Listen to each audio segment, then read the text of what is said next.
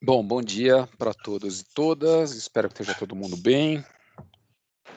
Nós vamos iniciar então o nosso encontro de hoje. A gente vai dar continuidade ao tema de segmentação que a gente iniciou na semana passada, na realidade. O nosso objetivo hoje é avançar na parte conceitual de segmentação, de tal sorte que no nosso encontro de sexta-feira a gente conclua a parte conceitual e avance na parte analítica. Então, deixa eu só ver o que eu estou perdendo. Nada. Era só. Bom dia, Lívia. Obrigado aí pelo seu bom dia. Eu vi a mensagem, acabei não achando que tivesse com o microfone desligado, alguma coisa. Então é isso que a gente está planejando para hoje, para sexta-feira, na nossa aula híbrida. Então, antes da gente começar com o conteúdo de hoje, como a gente faz, aspas, tradicionalmente, fecha aspas, né, queria que vocês me ajudassem a lembrar o que a gente viu no último encontro, ou nos últimos encontros, a respeito desse tema de segmentação, particularmente com foco, né, naquilo que é, né, o que é, para o que é, né, e para que serve. E como se encaixa no contexto da nossa disciplina, do que a gente está estudando. E por que não dizer até no próprio conceito do BP, né, que é a atividade integradora e a APS do nosso semestre. Quem me ajuda?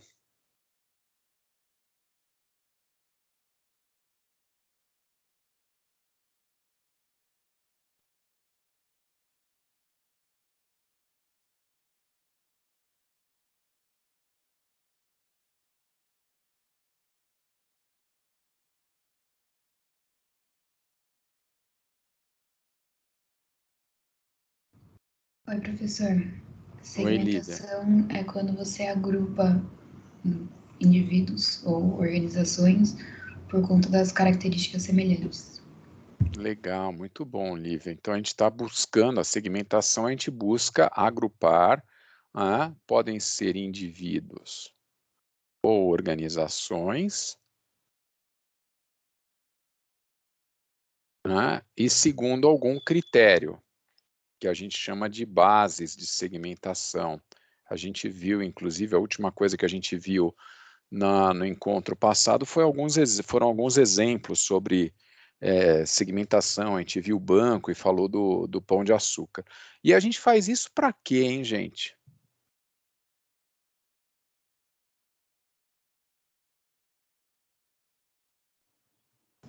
Professora, só Oi, uma dúvida Cecília. dessa parte. Oi, opa. Pode falar. Ah, tá. Dessa parte de base, você pode relembrar um pouco? Eu vou pedir para você, para a gente esperar um pouquinho, que eu vou explorar as bases Ah, hoje. tá. Eu vou falar dos critérios, mas só um pequeno spoiler, a gente olha banco, pessoa física e pessoa jurídica. É uma base. Renda, faturamento para empresa, para pessoa jurídica, é uma base. A outra base é renda, quando é pessoa física. A base é o critério, né? É a característica. Se a gente está procurando criar esses grupos e a ideia é que eles sejam homogêneos, o que os aproxima e o que os diferencia? Essas bases são esses critérios de aproximação e de diferenciação. A gente vai explorar não é as famílias, mas os tipos, vamos chamar assim, de bases que tipicamente a gente usa. Tá, obrigada, professora. Aí a gente segmentou, a gente agrupa, e a gente faz o que com isso? Serve para que a segmentação? Além de, obviamente, a gente poder aqui usar nas nossas aulas e tudo mais. Do ponto de vista prático, de aplicação. Acho que para entender melhor o mercado, professor, e para alocar melhor os recursos. Exatamente, a gente vai buscar uma maior ajuda a entender, eu vou colocar aqui para atender. Por que eu estou brincando com essa ideia de entender para atender? Entender é a ideia da gente fazer uma compreensão no mercado, dar sentido para esse mercado, entender como é que ele está arrumado, como é que ele está organizado, e atender tem a ver com eu escolher, né, quem eu vou servir de maneira relevante. E aí sim a questão da alocação de recursos. Então, a segmentação tem esses dois grandes propósitos. Esse aqui ficou de extra, que não era para aparecer esse slide, mas apareceu, mas não tem problema. Então, para a gente sempre pensar, né, essa ideia da base, da segmentação, é a metáfora e o exemplo que a gente usou, é a ideia do chapéu seletor, né, como se eu fosse capaz de, por meio de alguma ferramental, descobrir quais são as necessidades, quais são os desejos, quais são as características das pessoas e, a partir disso, agrupá-las segundo alguns critérios. Então, nesse sentido, sempre pensando, né, que o caso do chapéu seletor, ele agrupa as pessoas, né, do Harry Potter em casas, de acordo com as suas características, enquanto no mundo das organizações a gente está buscando agrupar consumidores em grupos que sejam relevantes para a nossa proposta de valor, onde a gente possa alocar recurso, mesmo valendo para empresas. A decisão de segmentação é a primeira decisão do que a gente está chamando de marketing estratégico, que são os 3 grandes elementos: segmentação, que é o S, a escolha do mercado-alvo, que é o T, que vem de targeting, e a construção do posicionamento da oferta. Essa abordagem estratégica, né, até o fim da abordagem estratégica de marketing, é um escopo dessa nossa disciplina que vai se aproximando do fim. A gente tem, depois, em Marketing 2, a gente vai explorar os elementos de entrega da proposta de valor por meio aí dos elementos, das variáveis ditas controláveis, né? Ou seja, eu defini o segmento, eu olhei para o mercado, entendi, escolhi para atender, busquei ocupar uma posição distinta na mente do consumidor. Tá legal, como é que eu traduzo isso em características do veículo, né? Seja ele um bem ou um bem ou um serviço que eu vou colocar à disposição do consumidor, aonde ele vai achar isso, a que preço e como é que ele vai saber que isso existe. E se for um serviço, tem outros elementos que a gente vai estar abordando também nesses aspectos. Então, a gente está caminhando aqui para esses elementos estratégicos, e a segmentação é essa primeira ferramenta estratégica. Na realidade, dado um mercado com N indivíduos, o que eu estou procurando dentro desse mercado são grupos que tenham uma certa homogeneidade interna, ou seja, a ideia de homogeneidade interna pode dizer o seguinte: eu vou representar este grupo, eu tenho um tipo médio, eu tenho um tipo que é um tipo médio desse grupo, que é o representante desse grupo. Ele não é igual necessariamente a nenhum outro dentro do grupo, mas eles são próximos. Né? Assim como eu tenho num outro grupo um outro indivíduo para representá-lo. Da mesma forma, ele é próximo a esses indivíduos, no entanto, ele precisa ser distinto desse indivíduo que representa, né, o indivíduo típico do outro grupo. Essa é a lógica da segmentação, é construir grupos que sejam homogêneos internamente, mas que possam ser caracterizados de forma distinta. Porque se eu não consigo fazer essa distinção entre os grupos, não faz sentido eu ter esses grupos separados. Eu posso trabalhar com um único grupo.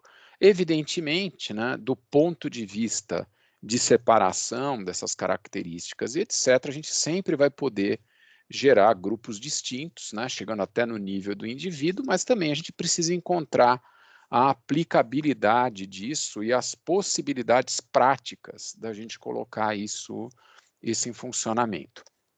O que está por trás dessa lógica de segmentação é que aquele grupo, né, que caracteriza o segmento, né, o que vai ocorrer? Ao transformarmos, né, todo aquele grupo no que seria um comportamento típico, estes indivíduos, eles reagiriam da mesma forma a partir de um mesmo incentivo, de uma mesma oferta de marketing. É evidente que vai ter um indivíduo, né, se isso aqui forem, cada bolinha dessa for um indivíduo que está nesse grupo, a gente vai ter indivíduos que eventualmente vão estar melhor servidos, né, quanto mais próximos eles estão desse indivíduo típico, desse indivíduo médio, e vão ter outros que estão suficientemente atendidos, mas certamente, né, poderiam estar considerando outras propostas de valor, mas nós acabamos optando por organizar o mercado dessa maneira a partir do nosso entendimento. Agora, a pergunta que eu gostaria de fazer para vocês é: por que marketing não cria segmento? E sim identifica esses segmentos? Por que essa frase que é atribuída na definição de segmento de mercado, ele está dizendo o seguinte: olha, consumidores compartilham conjuntos semelhantes, necessidades e desejos, e ao invés de criar segmentos, o profissional de marketing tem que identificar e decidir qual deles atingir. O que será que está implícito com coisas que a gente já viu? Seria um pouco do que a gente viu, acho que antes da API, né, que marketing ele não vai também criar necessidades, ele atende necessidades. Esse segmento ele vai se construir a partir da demanda no mercado, no foco no cliente, não o marketing cria esse segmento. Exatamente. Do ponto de vista, você constrói, você identifica o segmento, mas o segmento, se ele está ligado a características das pessoas, necessidades, desejos, perfil, né, idade, etc., na realidade, o seu papel é olhar para essas diversas variáveis e ver qual é o sentido que isso pode fazer para você, e não a invenção, né, da criação do segmento. O segmento ele vai ser identificado a partir dessas características e do comportamento e das necessidades, exatamente como você colocou, Priscila, como a gente viu antes da API. O marketing não vai criar essa necessidade, o desejo, ele vai trabalhar para incentivar desejos que vão satisfazer necessidades que são intrínsecas ao indivíduo. Então, isso está lá, né? De forma mais latente ou de forma mais explícita, isso está lá. E aí, a gente pode pensar em que, no limite, a gente pode trabalhar para uma população, né, de interesse, vamos chamar assim, de N indivíduos, o número mínimo de segmentos é 1 e o número máximo é N. Né? Isso aqui é o número de segmentos. E aqui a gente teria dentro do segmento, né, os N indivíduos num único segmento, e aqui a gente teria N segmentos de tamanho 1. Evidentemente, naquela lógica, né, de que existe um comportamento médio que pode representar esse segmento, se esse aqui é o indivíduo médio, eu certamente vou ter um indivíduo que está aqui mais longe dele, que, apesar de ser representado por ele, é representado de forma mais imperfeita, assim como vai acontecer para um outro indivíduo que esteja aqui. Aí eu posso reconhecer que existe uma oportunidade de atender melhor, eventualmente, indivíduos com essa característica. Então, eu vou subdividir o grupo em grupos menores, e aí vou achar um indivíduo médio aqui no A, um outro no B e um outro no C, de tal maneira que este indivíduo esteja mais próximo desse e esse indivíduo esteja mais próximo desse. E posso ir chegando, né, decompondo o número de segmentos até o indivíduo. Evidentemente, quanto mais segmentos eu tenho e quanto mais efetivamente eu quero atendê-los, eu tenho um problema em que o custo para operar esse nível de segmentação vai aumentando. Quando eu faço um produto de massa, eu produzo um único e distribuo de uma maneira única.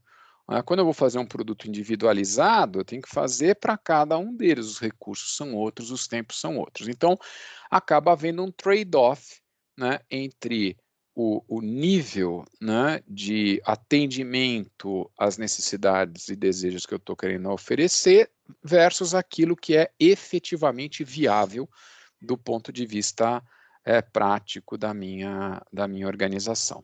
E como a gente já havia trazido aqui, acho que pela contribuição, se não me falha a memória, acho que da Lívia, a gente, para segmentar o mercado, a gente tem por que segmentar o mercado, a gente vai dar sentido para entender e vai alocar os recursos, vai ser esse entendimento, esse potencial, essas características é que vão determinar, né, aonde a gente aloca os nossos recursos. Os recursos são finitos e a gente precisa alocá-los de forma eficiente.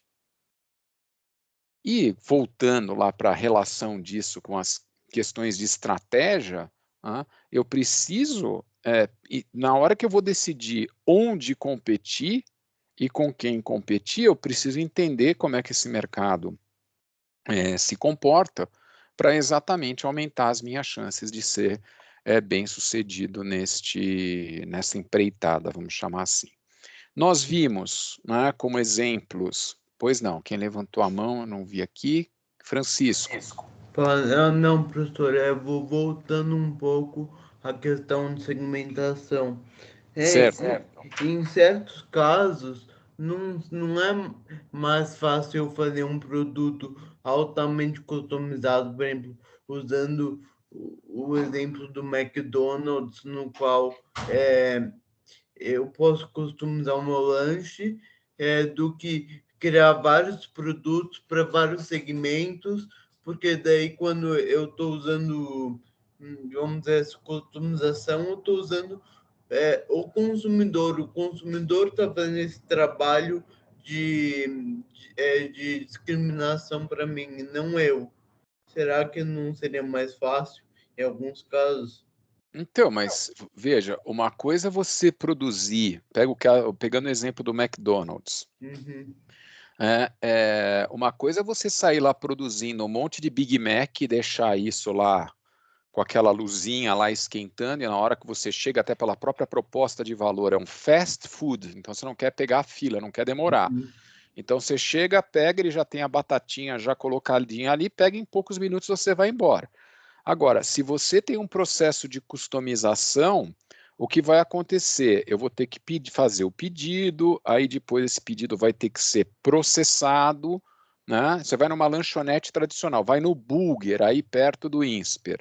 Lá no Burger, você tem já um cardápio, né? Aquele cardápio está pré-definido e não está pronto, ele vai fazer naquele instante, o que enseja já que tem um valor diferente, ele tem o produto vai ser preparado a partir da sua demanda. Legal. Aí você pode chegar lá, pedir um stencil no Burger e falar, eu não quero bacon. Não faria muito sentido você pedir o stencil e não pedir bacon, mas você pode pedir isso. O processo é outro, né? E, efetivamente, eu, como consumidor, estaria disposto a pagar, deveria estar disposto a pagar mais por essa experiência do Burger do que por uma do McDonald's, onde eu produzo em série.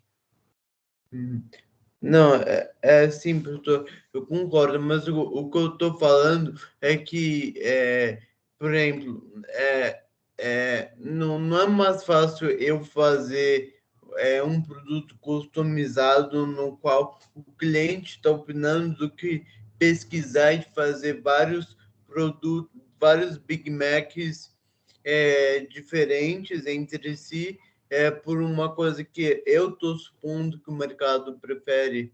Não, a bem da verdade, você não poderia supor o que o mercado prefere. Você deve sempre estar perguntando para o mercado, ou estudando o mercado para identificar o que o mercado prefere. Tá O que bom. acontece é que em tempo de execução, né, se você estiver pensando isso em tempo real, então na hora que o sujeito chega no McDonald's, pela própria proposta de valor, fica mais difícil você responder, né, vamos chamar assim, a essa demanda, porque a proposta de valor do McDonald's é ser rápido, né? Agora, para produzir o Big Mac, para fazer o quarteirão duplo, para fazer o produto, nem sei quais são os outros sanduíches do McDonald's, isso de alguma maneira tem uma questão ligada à própria ideia de o que é valor para esse consumidor. Por que põe 2 hambúrgueres? Por que que agora, mais recentemente, por exemplo, o McDonald's entrou com produtos mais saudáveis, ou aumentou o espectro, vamos chamar assim, da sua oferta? Porque foi percebendo que o consumidor vai mudando. Vocês não são desse tempo, mas teve uma época que o McDonald's não tinha guaraná no cardápio. Porque a abordagem era extremamente padronizada a partir do modelo que eles tinham de operação. Vindo para um mercado que nem o Brasil, ao longo do tempo, eles entenderam que o custo de introduzir o guaraná, que seria uma alteração numa proposta de valor padronizada, massificada, compensava o benefício por existirem consumidores aqui, obviamente, não é mais do que em outros países, que valorizavam esse produto. Vem da impressão que você traz no mercado. Tá bom, obrigado, professor.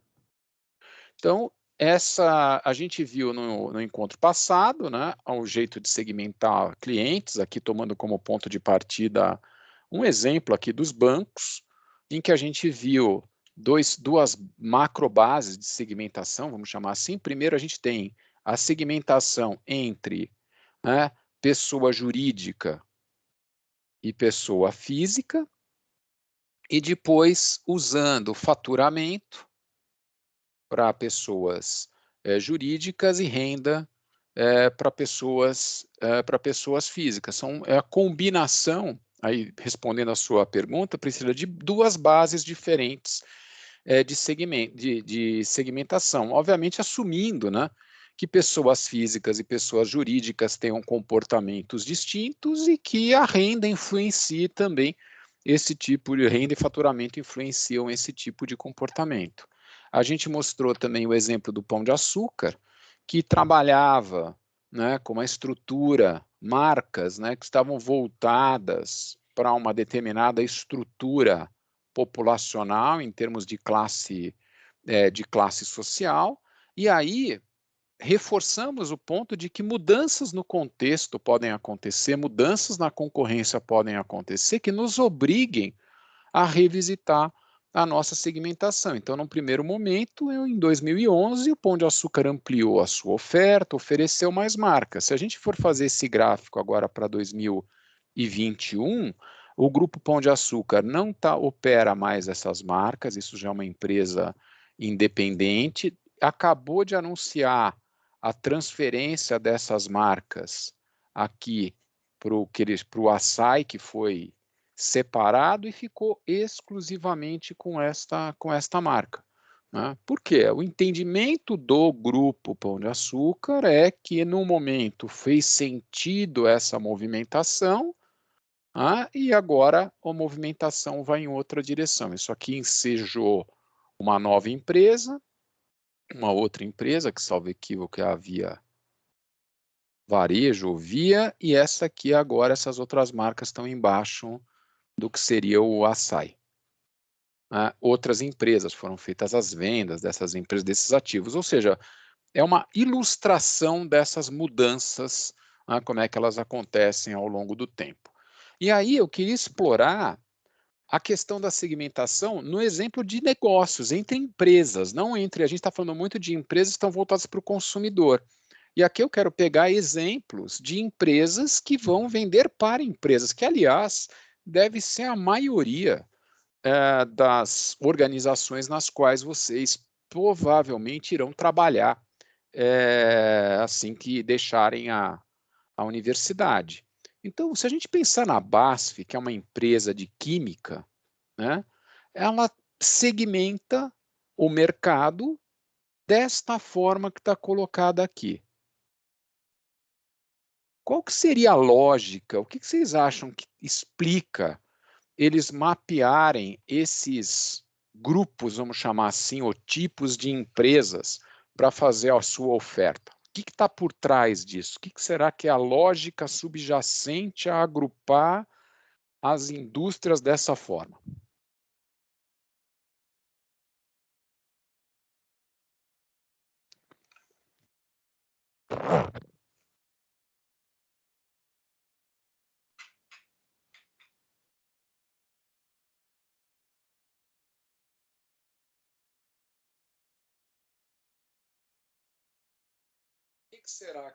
Por que será que as empresas, não que as empresas, mas por que será que uma empresa como a BASF, poderia ser qualquer outra empresa que vende para outras empresas, olha para o mercado dessa forma? Qual que seria o racional?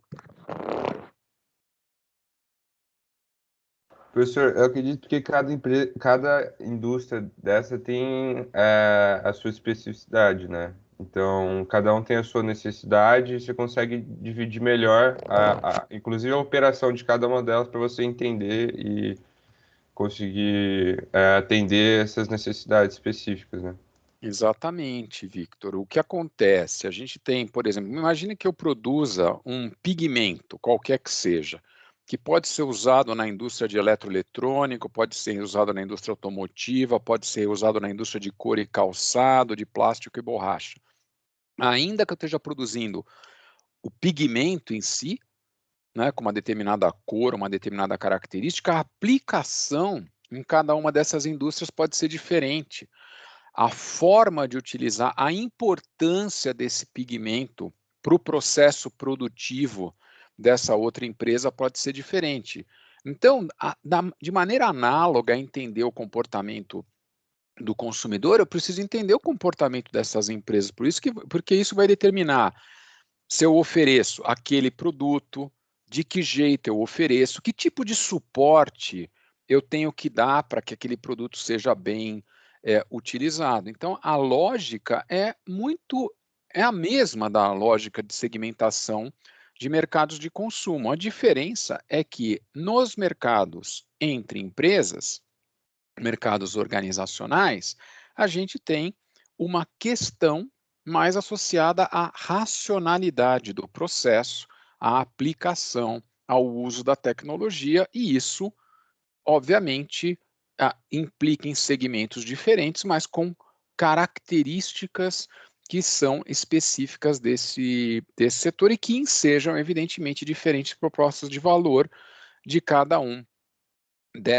para cada uma dessas empresas. Pode ser, por exemplo, que para uma indústria, por exemplo, couro e calçados, este pigmento, assumindo que eles comprem isso, seja absolutamente fundamental para produzir um produto de maior qualidade. Mas pode ser que lá na indústria de construção civil, tanto faz, é quase que uma commodity, se for esse ou for o outro, tanto faz. E isso, obviamente, tem a ver com o valor, né, que cada um desses clientes, empresas, dá para a nossa proposta de valor. Então, a gente precisa, de maneira análoga, entender esses comportamentos.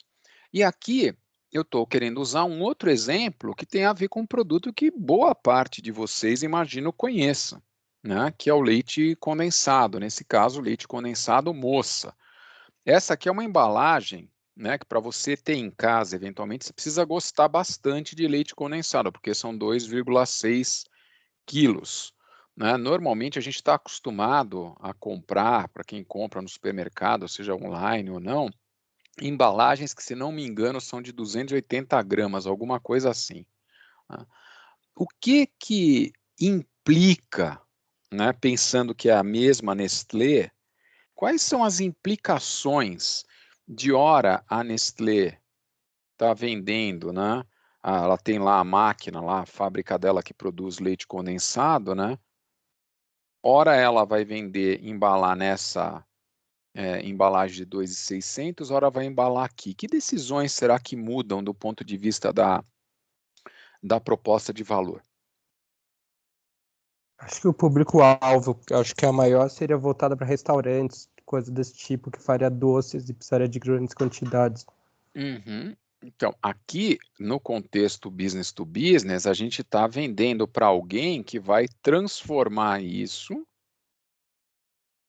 num produto e esse produto vai ser vendido. Esse sujeito aqui, lá em casa, normalmente, a gente transforma num produto para consumo. Então, o valor associado aqui é bem diferente, né, de um caso e de outro. E isso tem implicações de público-alvo. Que outras implicações teriam? A gente já vê que, do ponto de vista de embalagem, o produto é diferente.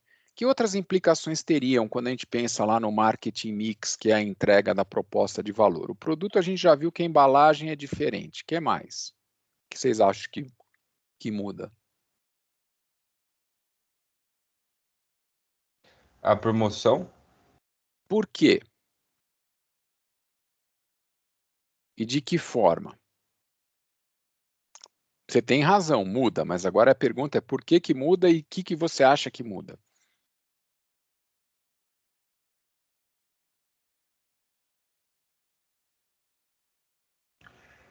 Eu não sei a resposta exata, mas Não na minha precisa ter a cabeça. resposta, Vitor, não precisa ter a resposta exata. Tenha uma resposta, aquela que Tá, você acha que é.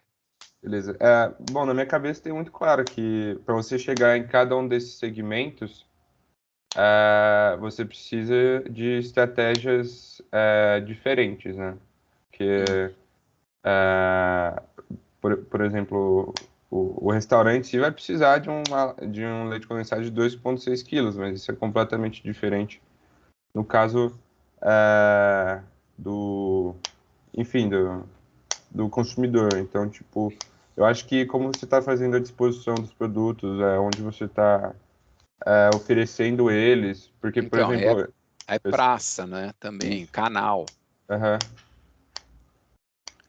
Então, assim, eu vou, por exemplo, eu não vou, assim, eu não me lembro de ter visto esse produto numa gôndola de supermercado, mas é típico, você pode encontrar num atacarejo, por exemplo, num atacado, ou no próprio site da Nestlé, e aí para você comprar aqui você tem que ter um CNPJ, então isso tem a ver com a questão da praça, eventualmente a comunicação que eu vou fazer para esse consumidor é nas redes sociais e é na televisão, ou no rádio, ou numa revista. Aqui eu vou eventualmente participar de feiras voltadas para o público de restaurantes. O preço é diferente, porque aqui você vai consumir e aqui você vai ter que comprar esse produto e incluir no seu produto para colocar a sua margem, os seus resultados. Então,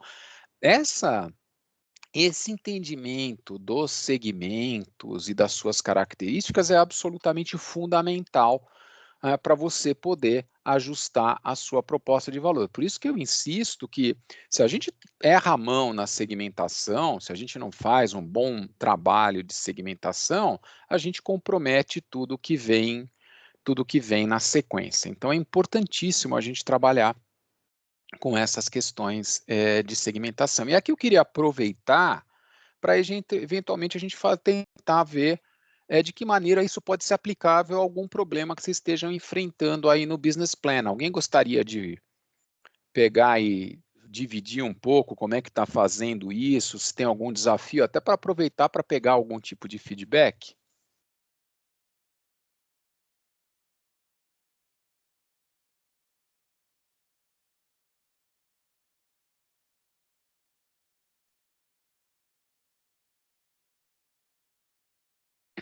Essa é aquela hora que você fica triste, né? Que você fala, puxa, eu quero dar mas enfim, de qualquer maneira, a gente vai ter outras oportunidades de vocês poderem trazer o business plan para cá. Eu vou chamar de novo para trazer isso, porque a gente vai precisar usar, vão pensando aí para ilustrar quando a gente estiver falando das bases de segmentação.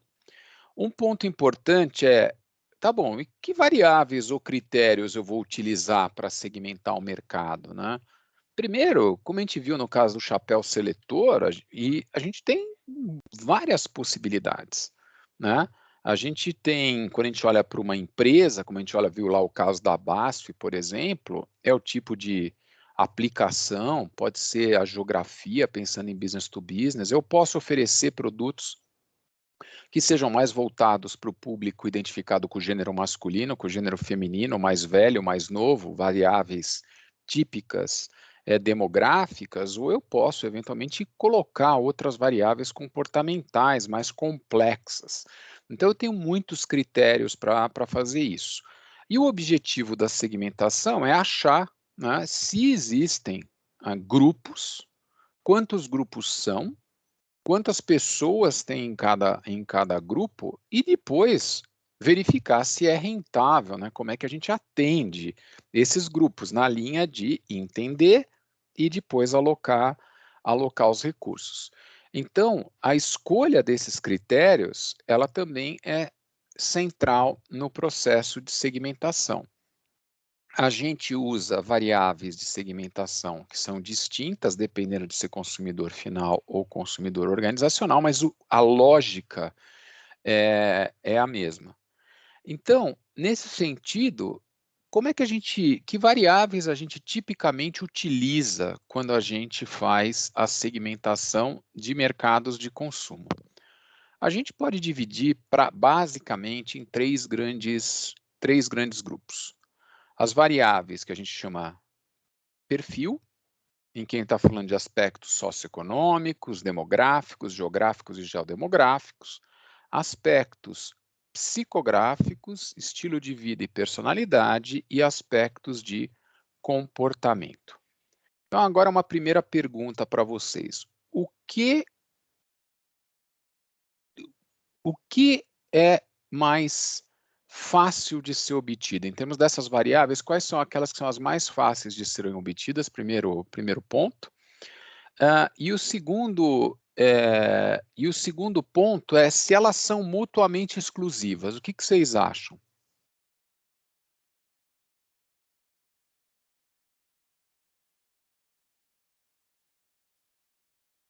Qual dessas variáveis é aquela que é mais simples de ser obtida?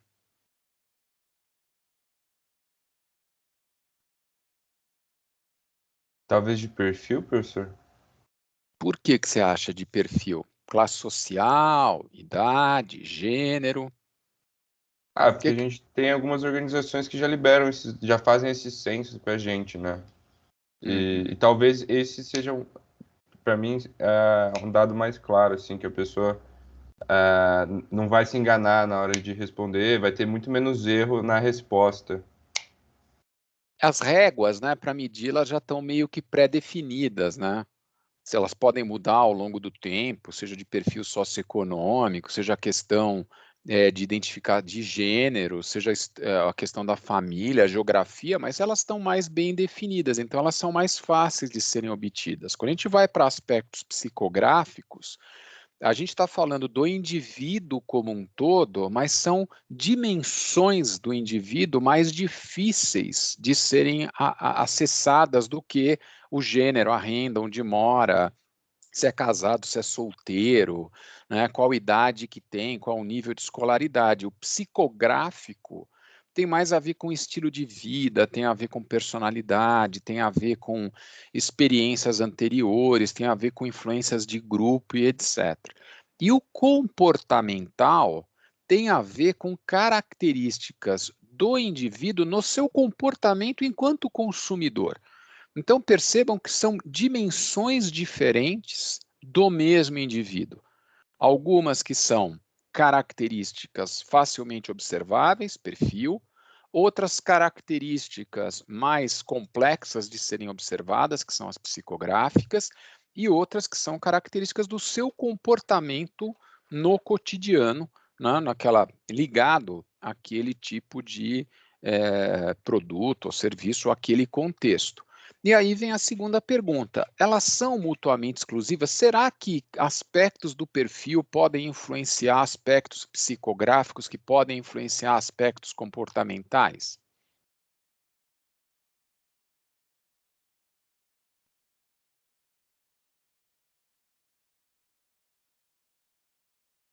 Ou elas são completamente independentes?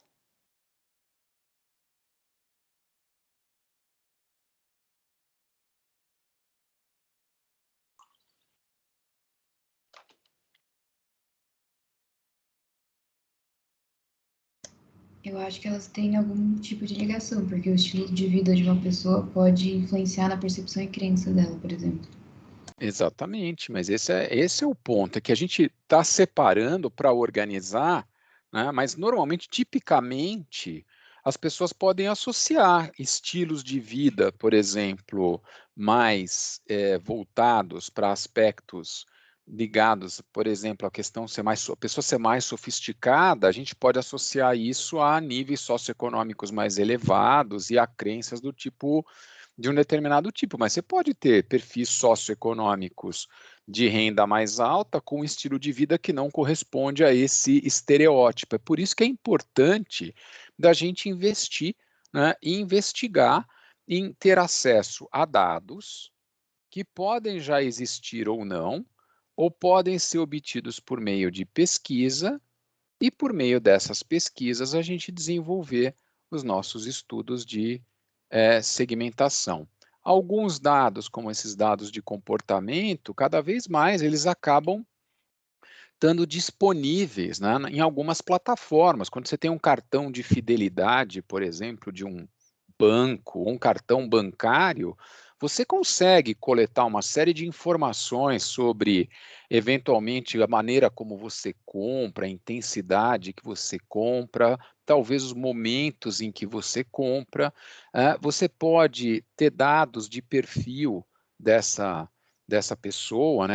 Você tem um cadastro de renda, gênero, tamanho, família, onde mora, e aí talvez faltem outros tipos de informação que você pode complementar por um outro tipo de estudo. Então é importante a gente estar aberto e aberta para entender, né, as possíveis variáveis que podem influenciar o comportamento. E eu vou buscar isso, né, na teoria, eu vou buscar isso em escalas que a gente já viu, eu vou buscar isso em pesquisas anteriores, né, pesquisas que eu posso fazer, sejam secundárias, sejam primárias, para entender melhor, né, o que pode estar influenciando, o que influencia, o que é relevante para a minha oferta, porque dessa maneira eu vou entender esse mercado por meio de uma ótica diferente. Porque o que acontece, essa é uma pergunta para vocês, se eu olhar para o mercado, né, se eu tenho 3 empresas diferentes,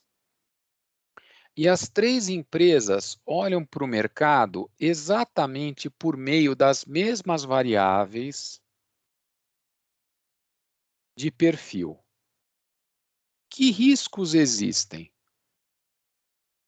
O que pode acontecer?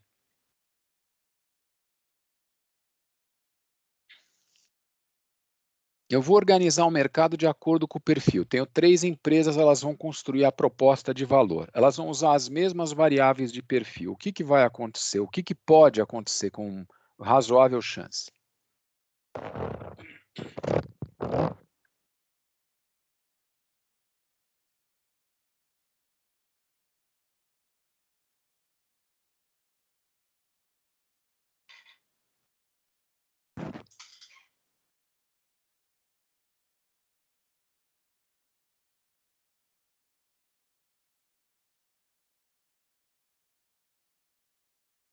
Todas as empresas olham para o mercado exclusivamente na base da renda, por exemplo, pelas classes de renda que a gente tem definidas no Brasil. O que vocês acham que vai acontecer? Qual é o risco para a proposta de valor dessas empresas? Elas vão ser parecidas, diferentes, muito diferentes? O que vocês imaginam que possa acontecer?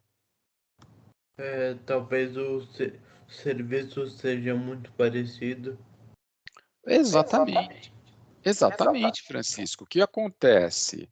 Se eu olho para o mercado do mesmo jeito, eu vou organizá-lo nas mesmas bases e há um risco de eu estar interpretando esse mercado com a mesma lente. Interpretar o mercado com a mesma lente significa, voltando para uma coisa que a gente já viu, valor é igual ao benefício, né, equilibrado ali, o avaliado em relação ao sacrifício. Se eu acabo oferecendo um benefício que é muito parecido, a forma de aumentar o valor é eu diminuir o sacrifício. E normalmente essa diminuição do sacrifício, se eu não for identificar, por exemplo, uma característica específica que tem a ver com o estilo de vida da pessoa, em que ela busca por conveniência, e aí eu vou oferecer conveniência, né? Então, porque aí eu já não estaria oferecendo necessariamente o mesmo benefício, porque eu já saí da variável perfil e fui para a variável psicográfica, efetivamente vai ter briga de preço, porque eu vou ficar muito parecido. Então, eu tenho oportunidades de, ao misturar, né, ao combinar essas diversas variáveis, eu tenho oportunidade de identificar oportunidades para diferenciar a minha proposta de valor. Então, quando a gente fala de perfil, a gente está falando de variáveis que têm características como, por exemplo, idade, gênero, o ciclo de vida, né? E que você tem família, você tem aí, obviamente, reconhecer se a pessoa mora sozinha, se é casado, mas não tem filho, se é casado e tem filho, se o filho é adolescente, se é adulto, se é divorciado, se é viúvo. A questão da ocupação, né, também pode ser importante, a escolaridade, a renda, a geografia, e até aspectos combinados, né? Esse dado geodemográfico, às vezes ele é relevante. Você pega a cidade de São Paulo, ou melhor, deixa eu fazer um exemplo. O que vocês acham que o bairro de Higienópolis, em São Paulo, tem a ver com o bairro de Copacabana, no Rio de Janeiro? São bairros relativamente tradicionais. São tradicionais e por serem tradicionais, tem muitas pessoas que moram há bastante tempo lá e, portanto, se vocês forem olhar, a média de idade das pessoas morando nesses lugares é diferente, é mais alta, digamos, do que outras regiões da cidade. Isso pode ser uma oportunidade ou um problema para o seu negócio, né? Assumindo que você tem um negócio que seja ali um negócio ligado no bairro, ou mesmo quando você pega, novamente, usando o exemplo que eu já acredito que usei com vocês, comparando lojas de supermercado, né, no Jardim Anália Franco e aí na Vila Nova Conceição, aconteceria a mesma coisa. Tem um público de mais maduro, vamos chamar assim, isso tem implicações na própria organização da própria loja. Então, essas variáveis ajudam a gente a entender uma parte da história, uma parte dos indivíduos. Tem outras variáveis. O que são as variáveis psicográficas? São aquelas que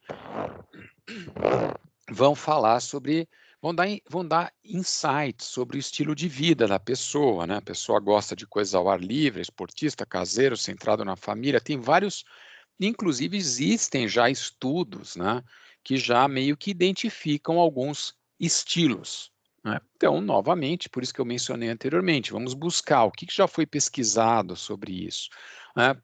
Muitos de vocês e muitas de vocês estão trabalhando com propostas aí no Business Plan ligadas a ODS, né? Muitos, não todos, estão trabalhando com ODS. Mas será que tem alguma característica de estilo de vida de consumidor que talvez o aproxime mais do que outros consumidores com outros estilos de vida e características do que está se buscando nas ODS?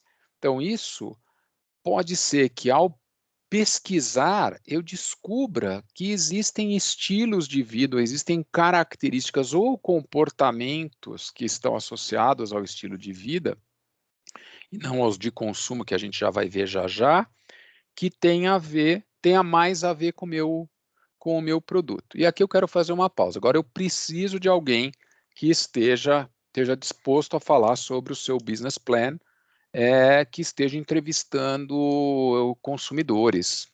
Quem que tem aí? Eu vou precisar chamar.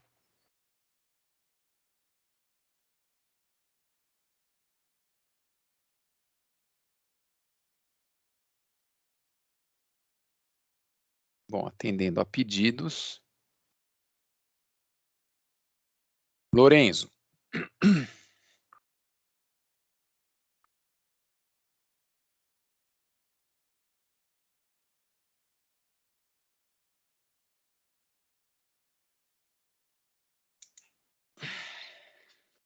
Lorenzo. Oi, professor. Desculpa, achei que era o outro. Oi. Não é que só tem, eu tô vendo só aqui tem um. hoje. Tá. Hoje só tem um, mas a falha ok. talvez tenha sido minha. Vocês estão fazendo o business plan do quê? É do neutralização de carbono, professor.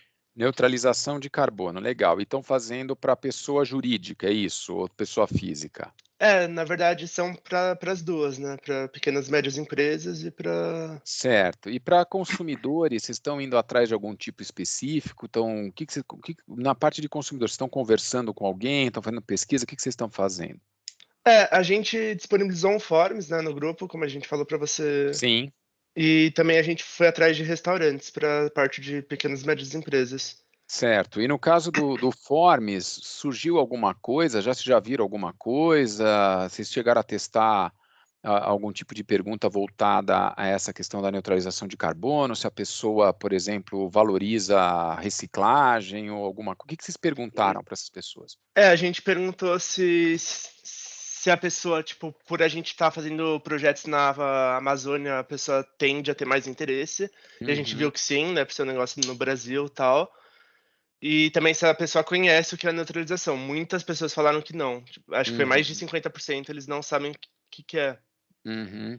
Legal, então acho que isso, o exemplo que o Lorenzo está trazendo, isso vale também para os outros grupos, mostra a ideia de a gente eventualmente testar, né? Será que essas pessoas que sabem mais, elas têm um estilo de vida diferente ou têm o mesmo estilo de vida? Será que elas estão mais ligadas a questões de sustentabilidade? Evidentemente, talvez isso tenha sido a primeira experiência que estão fazendo de montar algum tipo de instrumento de pesquisa, mas às vezes eu estou interessado em perguntar para indivíduos que sejam muito próximos do aspecto de sustentabilidade. Então, eu vou procurar uma escala, eventualmente, ou fazer perguntas que aproximem o indivíduo dessa característica, porque pode ser que a minha proposta de valor ela seja mais adequada ou mais ajustada a indivíduos que tenham essa característica. Então, é super importante a gente entender, né, o consumidor, a questão do comportamento do consumidor. Daí, todo o investimento que a gente faz na primeira metade do nosso programa, da gente trabalhar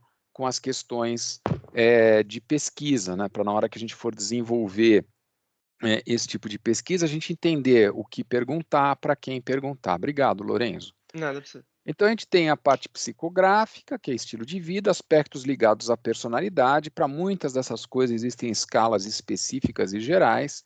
E do ponto de vista comportamental, como eu disse a vocês, é o comportamento do indivíduo na sua condução, vamos dizer assim, enquanto consumidor.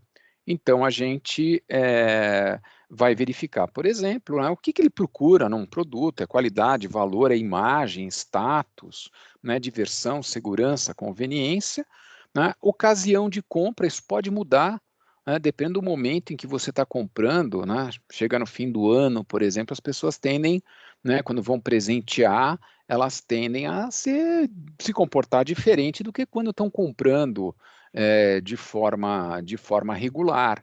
Né? A questão do próprio comportamento de compra, se a pessoa é aquela que é louca para ter as novidades, se é uma outra que não quer saber de novidades, mas é fiel à marca. Outros aspectos ligados ao uso do produto, se a pessoa usa muito, se a pessoa usa pouco, ou se ela não usa, ou se ela já usou, as percepções e as crenças que são derivadas, né, nesse caso, daquilo que se percebe na dinâmica na relação de consumo propriamente dita. Então, essas diversas variáveis que combinadas podem gerar mecanismos ou bases de segmentação, ou segmentos que sejam mais, inclusive, difíceis de serem atendidos por outras empresas. Daí a importância da gente estar buscando um processo de segmentação que permita a gente identificar necessidades e desejos não atendidos. Então, vou pegar um exemplo que até surgiu na conversa com a outra classe. Quando você pega, por exemplo, a parte de aplicativos, você tem o Uber. Como é que o Uber diferencia a sua oferta? Né? Que segmentos que ele atende, pensando na oferta que ele dá? Como é que o que o Uber oferece? Hoje, quando você entra lá no aplicativo, o que ele oferece? Eu não quero fazer ratas aqui, mas tinha Uber X, Uber Black, Uber não sei o quê. O que tem hoje? Ou ninguém pega Uber aqui, que nem eu.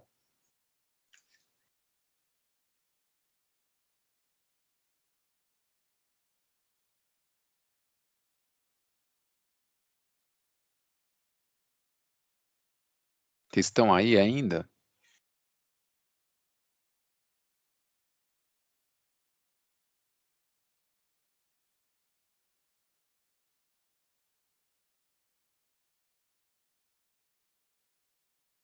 Oi, professor, tem o X, o VIP e o Black. Então, X, VIP e Black. Provavelmente não. Propostas de valor que deveriam ser diferentes. Aí, imaginem o seguinte: existe uma característica, né, desses segmentos, né, em que aqui, se você é menino ou menina, não faz muita diferença. Mas existe uma situação em que talvez pessoas que estão identificadas com determinado gênero achem que isso seja menos ou mais seguro. Aí surge uma oportunidade que é um outro aplicativo chamado Lady Driver. Alguém sabe do que é o Lady Driver?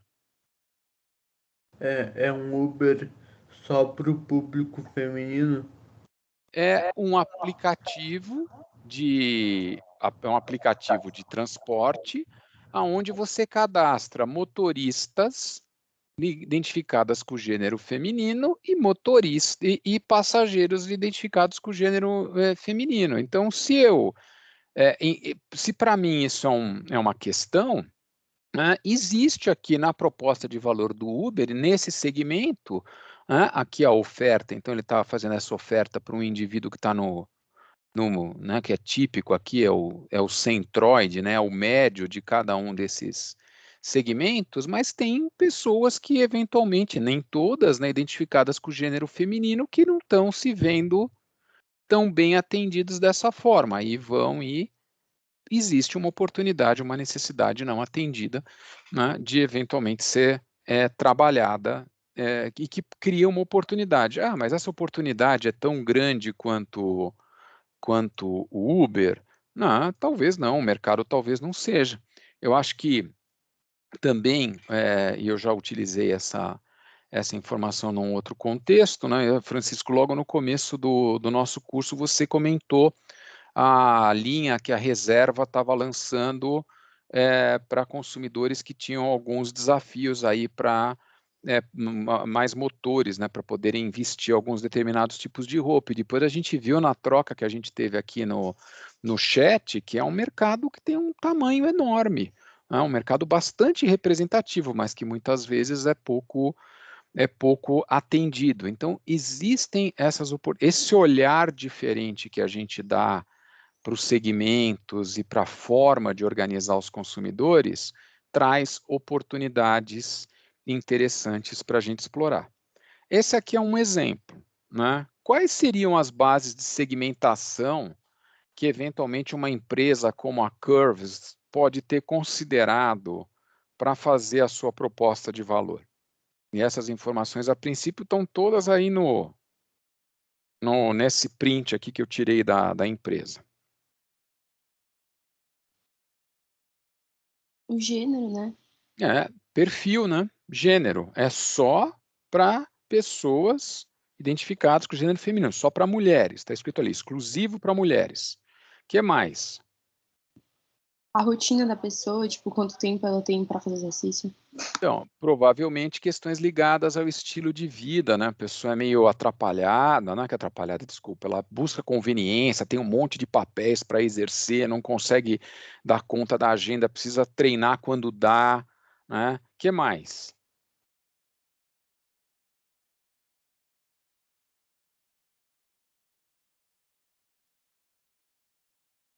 É gente preocupada com a saúde também, a princípio.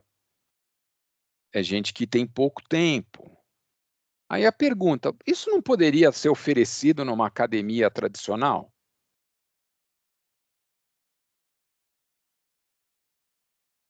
Ou não é oferecido numa academia tradicional?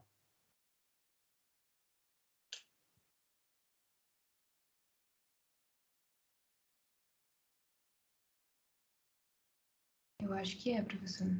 Então, mas não é o suficiente para um grupo de mulheres que eventualmente quer atuar, quer estar só com mulheres, não quer eventualmente dividir o espaço com determinados grupos ou pelas mais diversas razões, e não importa quais são as razões, importa que existe essa oportunidade, e uma empresa vai lá e identifica isso. Assim como, né, aqui é um exemplo de um banco digital, que é orientado, né, ele é voltado, vamos chamar assim, é um banco com propósito social, boa parte uma parte importante das transações geram recursos para serem aplicados em causas e especificamente e exclusivamente em causas ligadas ao público LGBT e mais. Ainda que qualquer pessoa com qualquer orientação possa ter conta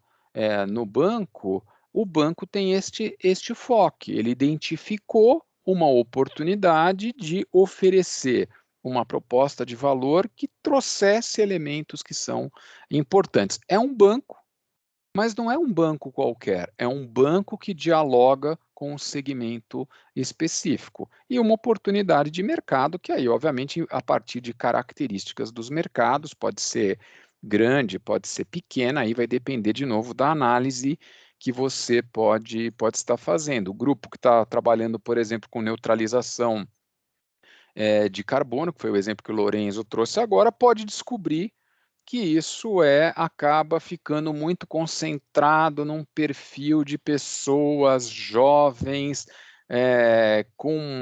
que eventualmente estão localizadas nos bairros A, B e C e que estudaram em determinadas escolas, e isso obviamente vai restringindo, mas ao mesmo tempo vai concentrando o mercado e facilitando a alocação dos recursos que a gente venha a fazer. A próxima etapa que a gente vai cobrir são as bases de segmentação para o contexto de business to business. Só que antes da gente chegar lá, é importante ver da onde vem, então, a ideia das personas, né? A ideia das personas, na realidade, vem a partir da combinação de diversas variáveis de segmentação e que a gente, a partir de dados, cria ou caracteriza esse grupo, né, e o batiza, né, dá um nome para ele, que cria uma empatia, cria uma identificação, facilita o processo de comunicação, facilita o processo de interação. Então, aqui nesse caso, a gente tem o lutador destemido, seria o nome do segmento, né?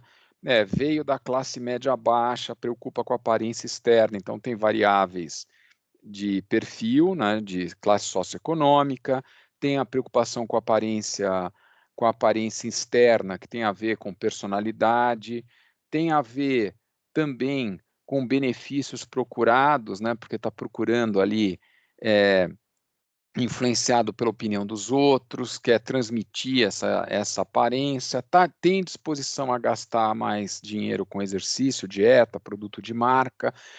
Isso vai vir dos dados. Podem ser dados qualitativos, podem ser dados quantitativos, eminentemente os estudos quantitativos, como a gente já viu, têm um caráter mais conclusivo, mas não se esqueçam que lá em Ontela a gente criou 3 personas a partir da experiência, e depois a gente verificou por meio dos dados que existiam 6 segmentos, né, alguns inclusive com características distintas daqueles originais. Então é importante a gente entender o estudo de segmentação como uma jornada, né, um conjunto de atividades que a gente vai desenvolvendo para olhar para o mercado e organizá-lo de tal sorte que a gente possa depois definir o mercado-alvo e o posicionamento e entregar a nossa proposta de valor. O próximo tópico a gente vai falar de mercados organizacionais, a gente vai falar depois do intervalo, mas antes de ir para o intervalo, eu queria entender de vocês se ficou alguma dúvida com relação à parte de bases de segmentação para comportamento de consumo.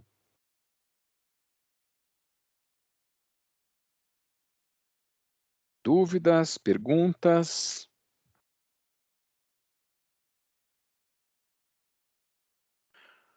Bom, eu vou continuar por aqui, a gente vai fazer um intervalo até as 11h05, né? E na volta a gente retoma a partir de mercados organizacionais.